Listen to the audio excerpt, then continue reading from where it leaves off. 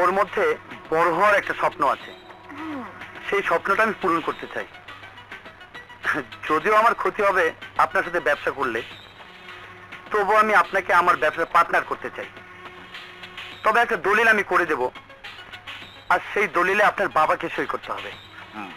বাবা মনে হয় নতুন ব্যবসার দলিলে সই করবে না। করবে না, কিন্তু করিয়ে নিতে হবে চালাকি করে। পৃথিবীতে বড় হতে হলে কিছু খারাপ পথে হাঁটতে হয়, কিছু চালবাজির আশ্রয় নিতে হয় মিস্টার।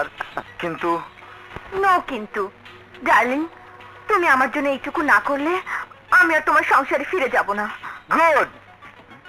আর আপনার সংসারও না গেলে আপনার জীবনটা মরুভূমির মতন হাহাকার করে উঠবে। নিন খান, নিন, খেলেই ব্রেনটা খুলে যাবে। খান please। খাও খাও, একদিন খেলে এমন কিছু ক্ষতি নেই। খাও।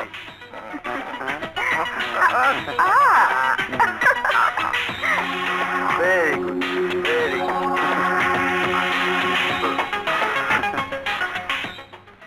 খা।